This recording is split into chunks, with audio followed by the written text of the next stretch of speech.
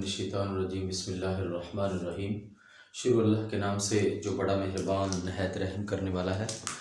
आज हम बात करेंगे जो केमिस्ट्री है, केमिस्ट्री का बेटा जो चैप्टर नंबर 1 है, 9th क्लास की केमिस्ट्री का चैप्टर नंबर 1 है, इसकी समरी के बारे में हम लोग बात करेंगे। इसके जो गैस पेपर है, कौन कौन से क्वेश्चंस हैं जो कि इम्पोर्टेंट हैं, इसमें हम लोग इम्पोर्टेंट शॉर्ट क्वेश्चंस की बात करेंगे, एमसीक्यूज़ की बात करेंगे कि कौन से एमसीक्यूज़ इम्पोर्टेंट हैं, और इसके साथ कीवर्ड्स की बेटा हम बात करेंगे। कीवर्ड एक ऐसा वर्ड होता है, एक ऐसा लफ्ज़ होता है जो कि एग्जामिनर ढूंढता है। जब हम पेपर चेक करते हैं तो उस वक्त हम कीवर्ड को ढूंढ रहे होते हैं कि ये बच्चे ने कीवर्ड लिखा है कि नहीं। अगर बच्चा कीवर्ड लिख देता है तो उसको उसका क्रेडिट मिल जाता है, उसके मार्क्स जो एग्जामिनर होता है वो उसको दे देता है। मतलब कि मैं जब पेपर चेक करता हूँ मैं कीवर्ड ढूंढता हूँ। तो कीवर्ड के साथ बेटा हम लोग चैप्टर नंबर 1 की असेसमेंट करेंगे। आप भी अपनी बुक निकाल लें। चैप्टर नंबर 1 देखें ज़रा, पेज नंबर 2 पे देखें। ये मेरे पास 9th क्लास की केमिस्ट्री आपको नज़र आ रही है। ये देखें ज़रा, पेज नंबर 2 और 3 है। देखें ज़रा, यहाँ पे बेटा ये जो ब्रांचेज हैं, सबसे पहले आप लोग केमिस्ट्री की तारीफ़ करेंगे। केमिस्ट्री साइंस की वो शाख है जो मादे की तरकीब, साफ, खवास और मादों के रिएक्शन से मुतल्लक़ है। ये रिएक्शन है, ये आपने लफ्ज़ ध्यान से लिखना है। और केमिस्ट्री हमारी ज़िंदगी के करीबन हर पहलू का अहाता करती है। तो ये पहले आपने इसकी तारीफ़ करनी है बेटा। उसके बाद इसकी ब्रांचेज़ हैं, ब्रांचेज़ बहुत इंपॉर्टेंट हैं। एक दफ़ा एग्जामिनर ने ये किया है कि ये जो ब्रांचेज़ हैं 4-5 ब्रांचेज़ जो है ना वो उनकी तारीफ बना के लॉन्ग क्वेश्चन में उसमें दे दी है। शॉर्ट में आ जाए, लॉन्ग में आ जाए, ब्रांचेज़ में से ज़रूर पूछता है। अब ये जो ब्रांचेज़ हैं, ब्रांचेज़ में पूछने का तरीकाकार ये होता है कि वो तारीफ पूछते हैं एग्जामिनर और उसके साथ उसका स्कोप पूछते हैं। फॉर एग्जाम्पल, मिसाल के तौर पर एक दफ़ा क्वेश्चन आया हुआ है बायोकेमिस्ट्री से क्या मुराद है, इसका स्कोप बयान करें, ये इस्तेमाल कहाँ पे होती है। तो आपने क्या करना है कि इसका स्कोप बताना है। पहले आप तारीफ करेंगे और उसके बाद उसका क्या बताएंगे, स्कोप बताएंगे। ब्रांचेस में से भी कुछ जो है ना ब्रांचेस ज़्यादा इंपॉर्टेंट है। मिसाल के तौर पर ऑर्गेनिक केमिस्ट्री है, इनऑर्गेनिक केमिस्ट्री है और बायोकेमिस्ट्री है। ये 3 ज़्यादा जो है ना वो एग्जामिनर पूछता है। अच्छा जी, उसके बाद बेटा ये बुनियादी तरीक़े दी हुई हैं। आप लोग सबसे पहले यहाँ पे मादा की तारीफ़ करेंगे और उसके साथ मिक्सर की आप लोग तारीफ़ करेंगे। ठीक है, मादा कितनी हालतों में पाया जाता है, ठोस, माया और गैस। ठोस, माया और गैस। मिक्सर की आप लोग तारीफ़ करेंगे। होमोजीनियस मिक्सचर है और हेट्रोजीनियस मिक्सचर है, ये आगे हम देखेंगे बेटा। यहाँ पे आपने सिर्फ इसका नाम ही ज़हन में रखना है। अच्छा जी, उसके बाद तभी खसूसियात, फिजिकल प्रॉपर्टीज़ और केमिकल। बेटा ये जो गैस बता रहा हूँ ये इंग्लिश मीडियम और उर्दू मीडियम दोनों के लिए है, तो इसलिए आपने जो इंग्लिश मीडियम वाले हैं वो भी निशान लगाएंगे और जो उर्दू मीडियम वाले हैं वो भी निशान लगाएंगे। बेटा मैं ऐसा कभी भी नहीं करूँगा कि मैं आपको कहूँ जी मेरे पास ये है जी, मैं आपको एंड पे जो मैंने आपको बताना है मैंने आपको सीधी बात बतानी है कि दैट इज़ इम्पोर्टेंट, आप इसको करेंगे। ऐसा नहीं है कि मैं कहूँ जी ये है एंड पे इस तरह, नथिंग, ऐसा नहीं है। बात की समझ आ रही है ना, तो इसलिए आप ध्यान से मेरी बात सुनेंगे और साथ में टिक लगाएंगे और ये पहले ये शॉर्ट क्वेश्चन करेंगे। एक और बात बता दूं, ये अभी हमारा चैप्टर नंबर 1 है, 2 का भी गैस मौजूद है, 3 का भी मौजूद है और 4 का भी मौजूद है। चैप्टर नंबर 5 का करेंगे, 6, 7, 8 तक हम लोग करेंगे। ठीक है, गैस आपको बताऊंगा और उसके बाद इंशाल्लाह हम लोग बायोलॉजी पे मूव करेंगे। आपके पेपरों से पहले मैं बायोलॉजी को भी जो है ना वो क्लियर करूंगा, आपको गैस बता दूंगा, आप उसको पहले तैयार करेंगे, बाकी बाद में करेंगे। तभी खसूसियात देखें ज़रा, इसकी तारीफ करनी है और इसकी आपने एग्जाम्पल करनी है। तभी खसूसियात की रंग, उसका टेस्ट और हार्डनेस जो होती है, क्रिस्टल की शक्ल है, ये तभी खसूसियात है। उसके बाद बेटा एक इन्होंने मिसाल यहाँ पे लिखी हुई है, जब बर्फ़ को गर्म किया जाता है तो पिघल कर पानी में तब्दील हो जाती है और जब पानी को मज़ीद गर्म किया जाए तो उबल कर भाप में तब्दील हो जाता है। ये बेटा आप इसको अंडरलाइन कर लें। बच्चे ये समझते हैं कि ये केमिकल प्रॉपर्टी है, बट ये फिजिकल में है। जो इंग्लिश मीडियम वाले हैं वो भी इसको जो है ना नोट कर लें, इस कन्फ्यूज़ नहीं होना इसके साथ। उसके बाद बेटा कीमियाई खसूसियात है। देखिए ज़रा, आपने कीमियाई खसूसियात की तारीफ बतानी है और उसके बाद जो है ना इसकी एग्जाम्पल आपने बतानी है। मिसाल के तौर पर पानी का अज्जा में तब्दील होना एक कीमियाई तब्दीली है। पानी का अज्जा में तब्दील होना एक कीमियाई तब्दीली है। बेटा मैंने आपको कीवर्ड बताया ना, असल में ये कीवर्ड बहुत बहुत इंपॉर्टेंट होता है। आपके पेपर के मार्क्स के हवाले से नंबर के हवाले से। तो बेटा देखिए, आप पूरा के पूरा साल मेहनत करते हैं, पूरा साल आप मेहनत करते हैं, उस पूरे साल की मेहनत को आप लोग ट्रांसफ़र करते हैं 3 घंटे में, अपने पेपर पे ट्रांसफ़र करते हैं। और 3 घंटे की आपकी जो मेहनत होती है, पहले 1 साल की, फिर 3 घंटे की, हम लोग उसको चेक करते हैं सिर्फ और सिर्फ 3 से 4 मिनट में। इसलिए आपने कीवर्ड जो मैं आपको बोलूँ ना, तो आपने इसको ध्यान से अंडरलाइन करना है। इसके बारे में मैं आपको बताऊंगा कि पेपर की चेकिंग किस तरह से होती है, आपको पता चल जाएगा। 9th वालों को भी इंशाल्लाह और 10th वालों को भी। कल इंशाल्लाह हम लोग इस पे बात करेंगे। अच्छा जी, उसके बाद बेटा आ जाए आप नेक्स्ट पेज पे आ जाए। एलिमेंट दिया हुआ है, एलिमेंट की जो तारीफ है बेटा बहुत मशहूर है। और यहाँ पे इन्होंने दिया हुआ है 63 एलिमेंट्स दरियाफ्त किए। देखिए ज़रा, 63 मिल गया, जबकि अब तक दरियाफ्त शुदा एलिमेंट्स की तादाद 118 है, 118 तक है, जिनमें से 92 जो है ना कुदरती एलिमेंट है। ये आपकी बायोलॉजी में भी है, जिनकी बायो नहीं है लेकिन यहाँ पे आप लोग याद रखेंगे। एलिमेंट की बेटा जदीद तारीफ आपने ध्यान से करनी है, ठीक है, जदीद तारीफ आ गई। उसके बाद आप लोग ये बॉक्स दिया हुआ है, इस बॉक्स को करेंगे, ठीक है। इसमें से एमसीक्यूज आता है, जो एमसीक्यूज करना चाहते हैं इधर से वो एमसीक्यूज जो है इस बॉक्स को करेंगे। मोस्टली वो पूछते हैं जी ऑक्सीजन जो होती है ना वो समुद्र में कितने % है, और नाइट्रोजन कितने % है, आर्गोन किसी एक का पूछ लेते हैं बेटा। उसके बाद ये जो 3 लाइनें हैं ना, मेरी बात कान खोल के सुन लें, ये आपकी 3 लाइनें बहुत बहुत इंपॉर्टेंट हैं। ये एग्जामिनर ने एक दफ़ा पूछी हुई हैं कि जो है ना एलिमेंट्स कितनी हालतों में पाए जाते हैं। आपने बताया ठोस, माया और गैस। ये इसके साथ मैं इंपॉर्टेंट इधर लगा रहा हूँ, ये जिसकी किताब है उसको भी फ़ायदा होगा। तो आप भी इसके साथ जो है ना ये 3 जो लाइनें 4 दी हुई हैं, 1 2 3 4 5 लाइनें दी हुई हैं, तो बेटा these are very very important, आपने इनको ध्यान से तैयार करना है। और यहाँ पे वो बात करेगा 2 एलिमेंट्स ब्रोमीन और मरकरी माया हालत में पाए जाते हैं। ये एमसीक्यूज भी आता है। चंद एलिमेंट्स गैस के हालत में पाए जाते हैं। मसलन आप मसाल को ध्यान से याद करें, जो एग्जांपल है ना, यहाँ पे ब्रोमीन और मरकरी की बात करी है, और गैस ही हालत में बता रहा है नाइट्रोजन, ऑक्सीजन और क्लोरीन और हाइड्रोजन वगैरह। और ठोस की बात करेगा मेटल्स, नॉन मेटल्स और मेटलाइट्स। ये जो मेटलाइट्स होते हैं ये बेटा मेटल्स की तरह के होते हैं, ठीक है। और 80% के करीब एलिमेंट्स का शुमार मेटल्स में होता है। तो ये 5 लाइनें बहुत बहुत इंपॉर्टेंट है। अच्छा जी, उसके बाद 7 वाला आगे बॉक्स देखें, अगर आपको नजर आ रहा है ये वाला बॉक्स, ये बॉक्स आपने ध्यान से करना है। इसमें से एमसीक्यूज आता है ज़्यादातर। ऊपर वाला जो पहला जो लाइन दिया हुआ है, पहली लाइन दी हुई है, इधर से एमसीक्यूज आ जाता है। 65% वाटर है, 80% जो है ना वाटर होता है। इंसानी जिस्म में 99% 6 एलिमेंट्स हैं। ऑक्सीजन है 65% ऑक्सीजन है, कार्बन है, हाइड्रोजन है। तो ये एमसीक्यूज करेंगे। उसके बाद बेटा आप लोग क्या करेंगे, यहाँ पे केमिस्ट्री में एलिमेंट्स को सिंबल से ज़ाहिर किया जाता है, जो इन एलिमेंट के अंग्रेजी, लतीनी, यूनानी या जर्मनी नामों का मुखफ़फ़ होते हैं। अगर सिंबल एक हर्फ पर मुश्तमिल हो तो कैपिटल लिखा जाता है। हाइड्रोजन है और नाइट्रोजन और कार्बन के लिए सी वगैरह इस्तेमाल किया जाता है। आपने इसको एक दफ़ा पढ़ना है। लेकिन यहाँ पे ये पूरे का पूरा ये जो पेज है ना बेटा, यहाँ पे एक तारीफ दी हुई है वैलेंसी की। ये वैलेंसी की आपने तारीफ करनी है। एलिमेंट्स की एक मुनफरिद किस्म वैलेंसी है, किसी एक एटम की दूसरी, ये मैं जो अभी बोल रहा हूँ ये आपने तारीफ करनी है। एक एटम की दूसरे एटम के साथ मिलने की इस तादाद को वैलेंसी कहते हैं। इसका इंसार किसी एटम के शैल में मौजूद इलेक्ट्रॉन्स की तादाद पर होता है। तो ये बेटा वैलेंसी की तारीफ है। और उसके बाद जो वैलेंसी की एग्जाम्पल्स है ना, वो मैं अभी बोल रहा हूँ, आपने वो एग्जाम्पल करनी है। मिसाल के तौर पर क्लोरीन, ऑक्सीजन, नाइट्रोजन और कार्बन की वैलेंसी बिल तरतीब लिखा हुआ है, 1 2 3 और 4 है। तो क्लोरीन के ऊपर 1 लिख लें, क्लोरीन की वैलेंसी 1 है। ऑक्सीजन की वैलेंसी 2 है, और नाइट्रोजन की वैलेंसी 3 है, और कार्बन की वैलेंसी कितनी है, 4 है। कार्बन की कितनी वैलेंसी है, 4 है। ये एक हिसाब से ना, ये बेटा आपको मतलब कि आम लफ्ज़ों में ये कह लें, दैट इज़ अ गिद्दर सिंगी।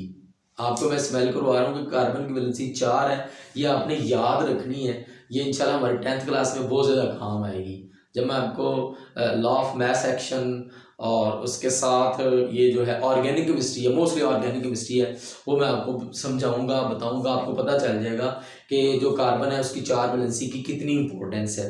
तो 4 वैलेंसी का मतलब ये है बेटा कि कार्बन के आखिरी शेल में 4 इलेक्ट्रॉन है। अगर किसी एटम की 10 वैलेंसी है तो इसका मतलब ये है कि उसके आखिरी शेल में, वैलेंस शेल में 10 इलेक्ट्रॉन है। तो ये 4 एग्जाम्पल आप लोग करेंगे, ठीक है।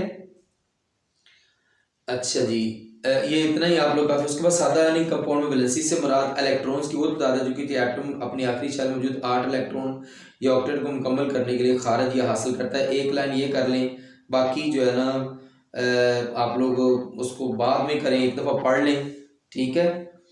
तो रेडिकल्स एटम के ऐसे ग्रुप को कहते हैं जिस पर कोई चार्ज होता है। इसको अंडरलाइन कर लें ज़रा। रेडिकल एटम के ऐसे ग्रुप को कहते हैं जिस पर कोई चार्ज होता है। लेकिन ये वैलेंसी की तारीफ जो है ना वो बहुत ज़्यादा मशहूर है, आती है पेपर में। उसके बाद बेटा आ जाए, ये एलिमेंट्स के नाम और सिंबल दिए हुए हैं। मैं आपको एक एडवाइस कर रहा हूँ, आप केमिस्ट्री अगर आपने पढ़नी है तो बेटा इनके नाम और इनके सिंबल याद कर लें। ये आपके फर्स्ट ईयर में भी, 10th में भी, फर्स्ट ईयर में भी, सेकंड ईयर में भी आपके काम आएंगे कि नाम एक दफ़ा आपको याद करना पड़ेगा, बार बार नहीं है, सिर्फ नाम और सिंबल आपको आने चाहिए। अच्छा जी, उसके बाद बेटा वेरिएबल वैलेंसी की आपने तारीफ करनी है, ठीक है, वेरिएबल वैलेंसी की। और एक आपको इधर टोटका मैं बता रहा हूँ, आपने ज़हन में रखना। मिसाल के तौर पर फेरस सल्फेट में आयरन की वैलेंसी 2 है, फेरस सल्फेट में आयरन की वैलेंसी 2 है, और फेरिक सल्फेट में आयरन की वैलेंसी 3 है। क्या बोल रहा है वो?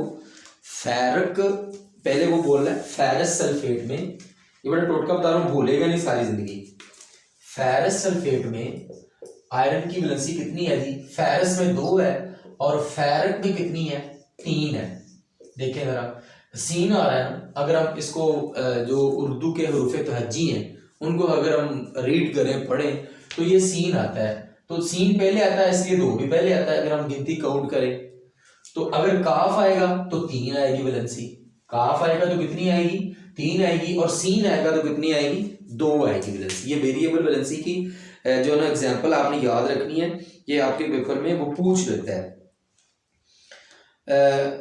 अमूमन एलिमेंट के लतीनी या यूनानी नाम मसलन फेरम को तब्दील करके उसके आखिर में OUS लगाकर कम वैलेंसी को जाहिर किया जाता है, जब फेरस और IC लगाकर ज्यादा वैलेंसी को जाहिर किया जाता है। वही बात जो मैंने आपको बोली है, जब फेरस आएगा तो वैलेंसी कम होगी, 2 होगी, और जब काफ आएगा तो वो फिर वैलेंसी कितनी होगी?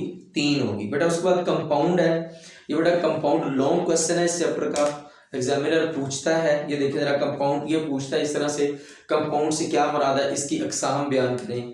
तो आपने बताना है कंपाउंड जो है ना 2 या 2 से ज्यादा एलिमेंट की कीमी तौर पर मुतअय्यन निस्बत, ये आपने लफ्ज़ लिखना है, मुतअय्यन निस्बत बिलहद मैस के मिलने से वजूद में आता है। उसके 2 टाइप्स आपने बतानी है, एक यहाँ पे कोवेलेंट कंपाउंड है और दूसरा जो है ना आयनिक कंपाउंड है। तो ये 2 बेटा आपने इनकी जो अकसाम है ये आपने ध्यान से याद करनी है। ये इस चैप्टर का जो है ना लॉन्ग क्वेश्चन है, ठीक है। और उसके बाद ये जो बॉक्स है, ये बेटा बॉक्स में से जो है ना वो फार्मूला पूछ लेता है मोस्टली। ये जो है ना सोडियम कार्बोनेट धोबी सोडे का फार्मूला पूछ लेता है, इसको आप लोग याद रखें। और आम खाने का जो नमक है उसका फार्मूला आपसे, रेत का फार्मूला, मतलब ये है कि आपने ये फार्मूले याद करने हैं। पहले जो 3-4 है वो ज़्यादा इंपॉर्टेंट है। रेत का फार्मूला पूछ लेता है, वो SiO2 है, ठीक है। तो ये आपने ध्यान से याद करना है। उसके बाद बेटा जो अगले वाला हमारे पास टॉपिक है वो है जी पेज नंबर 10 पे मिक्सचर्स। आप इसको पूरा करें जरा हेडिंग को, मिक्सचर से क्या मुराद है इसकी इकसाम बयान करें। मिक्सचर से क्या मुराद है इसकी इकसाम बयान करें। ये आपने इकसाम बतानी है। होमोजीनियस मिक्सचर, ऐसा मिक्सचर जिसमें अज्जा की तरकीब यकसा हो, यकसा एक की वर्ड है बेटा, एक जैसी हो, ठीक है, यकसा आपने बताना है, एक जैसी हो। और हेट्रोजीनियस मिक्सचर जिसमें अज्जा की तरकीब यकसा ना हो, अज्जा की तरकीब यकसा ना हो, तो ये आपने हेट्रोजीनियस मिक्सचर में बताना है। मिक्सचर को अलहदा करने के तरीके कौन कौन से हैं वो बेटा आपने 3 लिख दें, 4 लिख लें, शॉर्ट क्वेश्चन में वो पूछता है।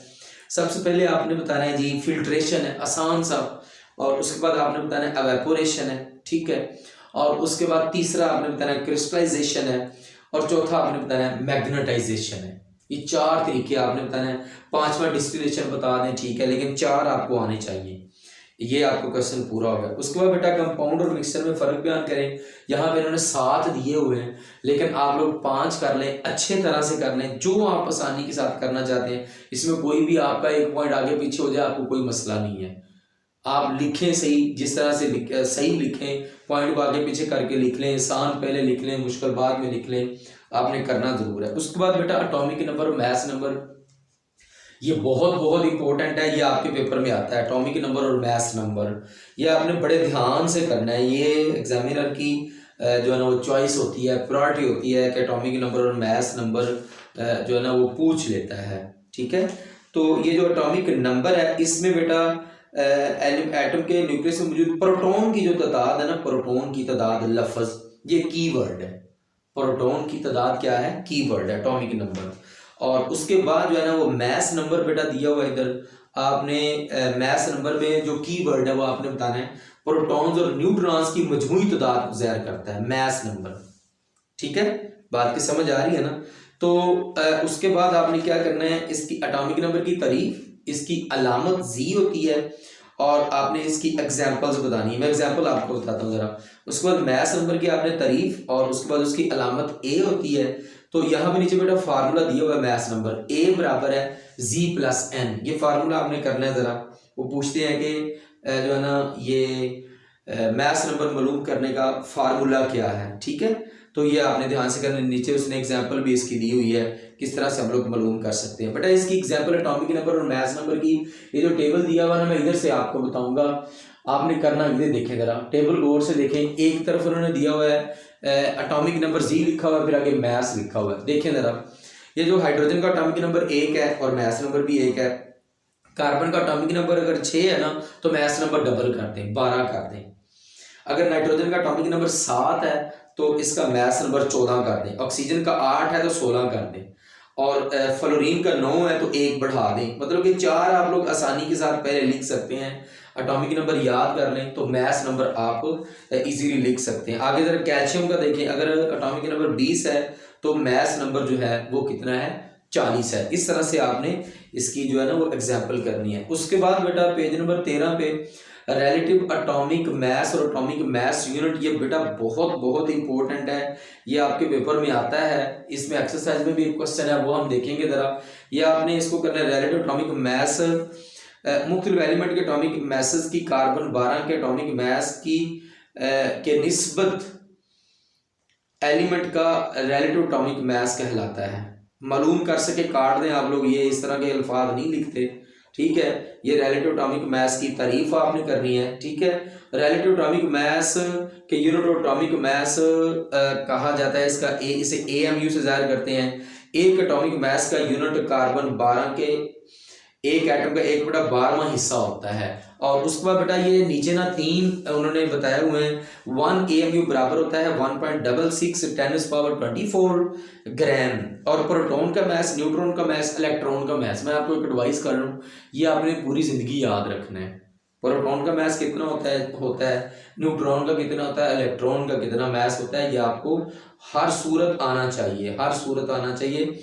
इसके साथ 2 स्टार लगा लें। ठीक है, उसके बाद बेटा कीमियाई फार्मूला की अहमियत दी हुई है साथ, देखिए जरा। ये कीमियाई फार्मूला की अहमियत है, ये 5 पॉइंट आपने करने हैं। 5 पॉइंट लॉन्ग क्वेश्चन ये आता है पेपर में, लॉन्ग क्वेश्चन ये आता है आपके पेपर में कि कीमियाई फार्मूला की अहमियत बयान करें। उसके बाद बेटा कीमियाई फार्मूला की 2 टाइप्स हैं, that is very very important, empirical formula और मॉलिक्यूलर फार्मूला। वो आपसे पूछेंगे केमिकल फार्मूला से क्या मुराद है, इसकी 2 अकसाम बयान करें। केमिकल फार्मूला से क्या मुराद है या कीमियाई फार्मूला से क्या मुराद है, इसकी अहमियत बयान करें। लेकिन ये एम्पिरिकल फार्मूला और ये जो मॉलिक्यूलर फार्मूला है ये इंपॉर्टेंट है। अब एम्पिरिकल फार्मूला में कीवर्ड कौन सा है, आपने यहाँ पे एक लफ्ज लिखना है, सादा तरीन शक्ल को ज़ाहिर करता है। ठीक है, और उसके बाद आपने मॉलिक्यूलर फार्मूला में बताना है बेटा, यहाँ पे मॉलिक्यूलर फार्मूला यहाँ पे आपने लफ्ज एक लिखना है, हकीकी तादाद को ज़ाहिर करता है, एलिमेंट्स की हकीकी तादाद को ज़ाहिर करता है। देखिए मैंने इसके ऊपर जो है ना वो लाइन लगा दी है, एलिमेंट्स की हकीकी तादाद को जाहिर करता है, ये कीवर्ड है। अब जरा देखें, ये इन्होंने पूरा पैराग्राफ लिखा हुआ है इधर, ये वो ऐसे। आपने क्या करना है, यहाँ पे बेटा एक बॉक्स दिया हुआ है, ये आपने बॉक्स तैयार करना है। एक तरफ देखें जरा एम्पिरिकल फार्मूला है और दूसरी तरफ जो है ना वो मॉलिक्यूलर फार्मूला है। ये बॉक्स आपने तैयार करना है और नीचे बेटा एक लाइन उन्होंने लिखी है, ये लाइन इसके साथ 2 स्टार लगा लें। इस लाइन में से ना MCQs आता है जरूर, ये बॉक्स है और साथ के लाइन है। मॉलिक्यूलर फार्मूला एक जैसे होते हैं, मसलन पानी का और हाइड्रोक्लोरिक एसिड का। वो पूछेंगे मंदरजा झैल में से किस कंपाउंड का मॉलिक्यूलर और एम्पिरिकल फार्मूला एक जैसा होता है। मंदरजा झैल में से किस कंपाउंड का मॉलिक्यूलर फार्मूला और एम्पिरिकल फार्मूला एक जैसा होता है। तो आपने बताना है पानी का और हाइड्रोक्लोरिक एसिड का मॉलिक्यूलर फार्मूला और एम्पिरिकल फार्मूला एक जैसा होता है। ठीक है, तो ये आपने ध्यान से ये दो बातें जो है ना वो याद रखनी है। अच्छा जी, उसके बाद यहां पे बेटा इन्होंने दिया हुआ है, ये हम लोग बाद में करेंगे जरा। उसके अब मॉलिक्यूलर मास और फार्मूला मास की आपने तारीफ करनी है। मैं आपको इसका बता देता हूँ ये किस तरह से है। मॉलिक्यूल एटमों के एटॉमिक मैसेज का मजमुआ इस मॉलिक्यूल का मॉलिक्यूलर मास कहलाता है। जब एटॉमिक मास की बात करेंगे ना तो मॉलिक्यूलर मास कहलाएगा। और उसके बाद बेटा यहां पे देखें जरा, फार्मूला मास कहते हैं। देखें जरा, एक शय के एक फार्मूला यूनिट में मौजूद तमाम एलिमेंट्स के एटॉमिक मास। यहां भी आपने एक लफ्ज आपने याद रखना है, फार्मूला यूनिट। पीछे अगर आप देखें ना, पीछे उन्होंने दिया हुआ है एटॉमिक मैसेज का मजमूआ। ठीक है, तो यहां पे आपने याद रखना है फार्मूला यूनिट में मौजूद तमाम एलिमेंट्स के एटॉमिक मैसेज के मजमूए को फार्मूला मास का नाम दिया जाता है। तो ये दो तरीफे आपने करनी है। उसके बाद बेटा यहां पे देखिए जरा, ये एग्जाम्पल दी हुई है। सोडियम क्लोराइड का फार्मूला मास 58.5 AMU है और कैल्शियम कार्बोनेट का जो है ना 100 AMU है। ये एग्जाम्पल आपने करनी है, सिर्फ इतना ही आपने याद रखना है। ये 2 नंबर का न्यूमेरिकल आता है, बट इसके आने के चांस कम होते हैं कि वो न्यूमेरिकल आता है या नहीं आता, लेकिन आपने ये 2 बातें जो है ना वो याद रखनी है। सोडियम क्लोराइड का फार्मूला मास कितना है और कैल्शियम क्लोराइड का कितना है। ठीक है, अच्छा जी, उसके बाद जरा देखें केमिकल अनवा।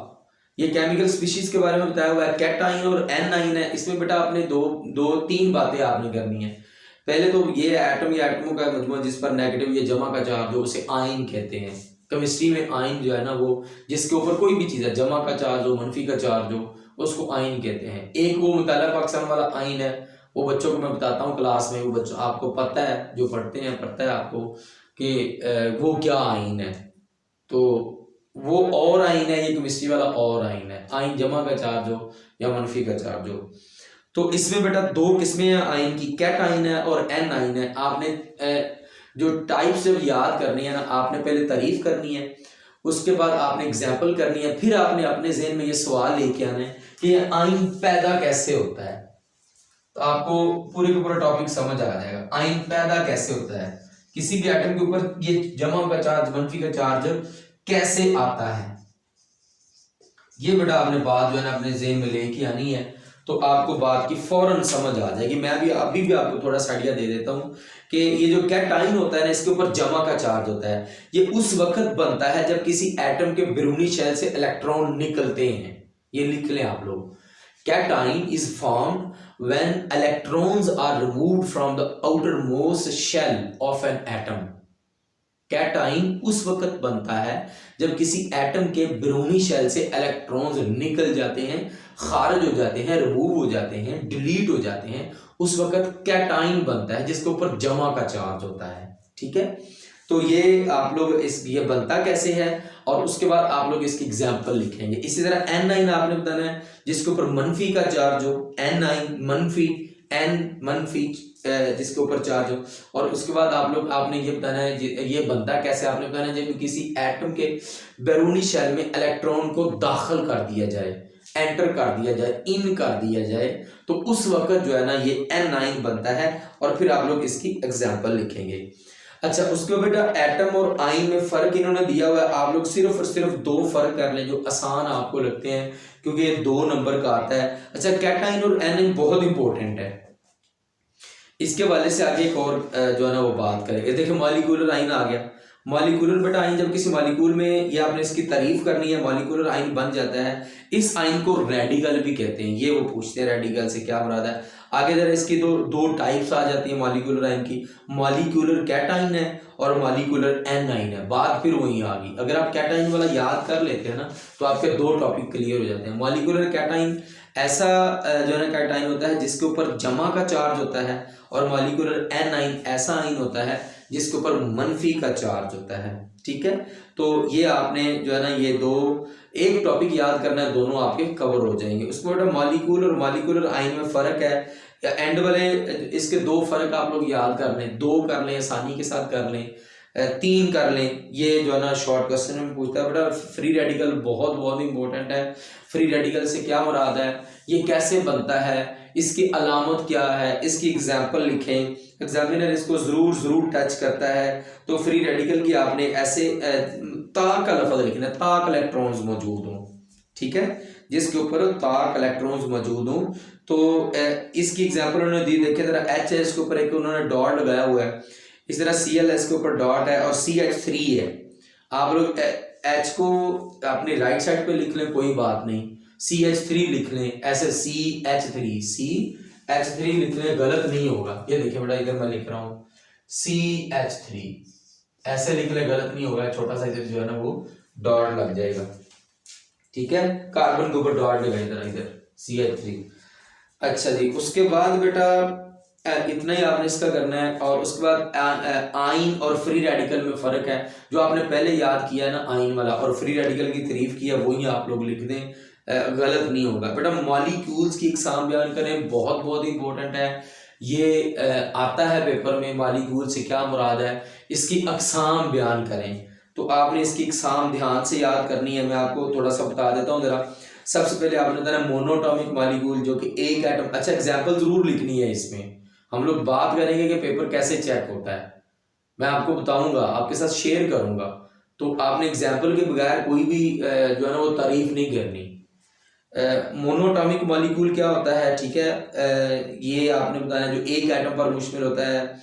और उसके बाद डाई एटॉमिक मॉलिक्यूल क्या होता है, जो कि दो एटम पर मुश्तमिल होता है। यहाँ पे H2 दिया हुआ है, O2 दिया हुआ है, Cl2 और HCl दिया हुआ है।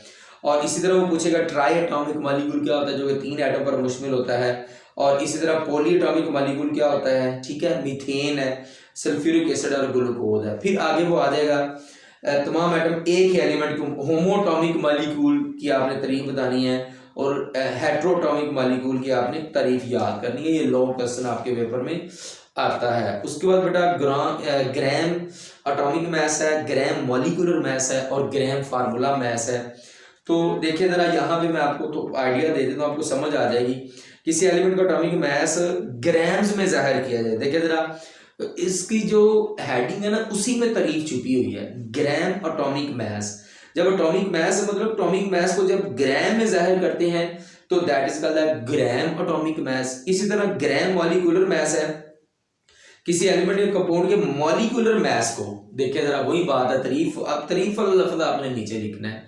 जब किसी एलिमेंट या कंपाउंड के मॉलिक्यूलर मास को ग्राम्स में जाहिर करते हैं, तो उसको ग्राम मॉलिक्यूलर मास कहते हैं। इसी तरह ग्राम फार्मूला मास आ गया, जब किसी आयनिक कंपाउंड के फार्मूला मास को आयनिक कंपाउंड के फार्मूला मास को ग्राम्स में जाहिर किया जाता है, तो इसे ग्राम फार्मूला मास या ग्राम फार्मूला कहा जाता है। नीचे उन्होंने एग्जाम्पल लिखी हुई है, आपने एग्जाम्पल ध्यान से याद करनी है। उसके बाद बेटा ये किताब आप देख लें जरा, ये बच्चे ने जो है ना ये इसको फनी सा बनाया हुआ है। आप ये इसको ना, मैं आपको ये तजवीज़ दूँ, सजेशन दूंगा, मशवरा दूंगा, ये ना ध्यान से याद कर लेना। ये आपके पेपर में ना ये चेहरा ज़रूर आएगा। ये इसका ये चेहरा ना आया तो आपके पेपर में ये नाम ज़रूर आ जाएगा, ये जो एवोगैड्रो साहब है। ठीक है, तो ये इटली का स्कॉलर था, वो मॉलिक्यूलर थ्योरी की वजह से मशहूर है, जो आमतौर पर एवोगैड्रो कानून के तौर पर जानी जाती हैं। उसको खराज तहसीन पेश करने के लिए मादे के एक मोल में मौजूद 6.0 to 10⁻23 particles, atom, molecules, ions की तादाद को एवोगैड्रो कांस्टेंट कहा। ये एवोगैड्रो पूछेंगे आपसे, एवोगैड्रो कांस्टेंट क्या है, तो आपने बताना है ये। उसके बाद यहाँ भी बेटा ये मैंने आपको बोला है, लेकिन आपने इसको किस तरह से याद करना है। देखें ज़रा, आपने बताना है एवोगैड्रो नंबर से मुराद, ये नंबर आपने बताना है, और इसे Na से ज़ाहिर किया जाता है। अलामत आपने बतानी है, और नीचे आपने ये अददी जो तादाद दी हुई है 6.0 to 10⁻23 आपने ये बतानी। एवोगैड्रो नंबर और मोल के दरमियान में तल्लुक़ समझने के लिए ये एग्जाम्पल उन्होंने दी हुई है, आप लोग एक दफ़ा इनको पढ़ लें। लेकिन आपने करना है, ये जो टॉपर्स है ना, उनके लिए इम्पोर्टेंट है। और उसके बाद देखिए ज़रा यहाँ पे इन्होंने क्या किया हुआ है कि दो आगे और मिसालों की वजाहत की हुई है। पानी के एक मॉलिक्यूल में दो हाइड्रोजन के एटम और एक ऑक्सीजन का और एक एटम ऑक्सीजन का होता है। इतना से हाइड्रोजन के ये उन्होंने बताया वो दो के साथ ज़रब करी है, ठीक है। तो ये आपने दो एग्जाम्पल करनी है। मोल केमिस्ट का खुफिया यूनिट, ठीक है, ये आपने ध्यान से करना है। मोल जो है ना किसी शय की वो मकदार जिसमें शय के 6.0 × 10⁻23 पार्टिकल एटम मॉलिक्यूल्स या फार्मूला यूनिट्स होते हैं, ठीक है। तो ये आपने मोल केमिस्ट का जो खुफिया यूनिट होता है वो आपने ध्यान से करना है। तो यहाँ तक जो है ना वो हमारा हो गया। जब किसी शय के एटॉमिक मास मॉलिक्यूल में फार्मूला मास ग्राम में ज़ाहिर किया जाए तो इस शय का एक मोल होगा। ये भी तारीफ आप लोग कर सकते हैं। और नीचे एग्जाम्पल्स दी हुई हैं, एग्जाम्पल आप लोग करेंगे। बेटा आपकी तारीफ पेपर में एग्जाम्पल के बगैर नामुकम्मल होती है। मैं आपको वादा तौर पर बता दूं, चैप्टर नंबर 2, 3, 4 में भी मैंने बताया, अभी बता रहा हूँ, आपकी तारीफ एग्जाम्पल के बगैर नामुकम्मल होती है। तारीफ का एक नंबर होता है और एक मिसाल का होता है, तो इसलिए आपने एग्जाम्पल नहीं भूलनी। मजीद हम लोग बात करेंगे इंशाल्लाह। अगले वाला बेटा इसकी कैलकुलेशंस है। आप लोग कैलकुलेशन से नहीं है आपका कोई वास्ता, लेकिन ये टेबल कर लें ज़रा एक दफ़ा। ये वाला टेबल आप लोग, ये जो टेबल है कौन सा है जी, इसका नंबर इन्होंने क्या दिया हुआ है, नंबर इन्होंने नहीं दिया हुआ। बहरहाल ये टेबल आप लोग कर लें, ध्यान से करना है। पेज नंबर 23 पर टेबल दिया हुआ है, तो आपको थोड़ा सा आइडिया हो जाता है क्या होता है। उसके बाद कैलकुलेशन है। आप लोग कैलकुलेशन जब न्यूमेरिकल करेंगे तो न्यूमेरिकल के वक्त हम लोग करते हैं। तो अभी आपके एग्जाम करीब है, अगर आपको आती है तो बेटा रिवाइज कर लें, नहीं आती तो इनको छोड़ दें। 2 नंबर का आता है, पहले 2 नंबरों की तैयारी नहीं करते, पहले जो है ना वो 10 नंबर की तैयारी करते हैं और इसमें से आपको चॉइस मिलती है। अब आ जाए बेटा ये जो एक्सरसाइज है, एक्सरसाइज पे आ जाए। एमसीक्यूज आपने यही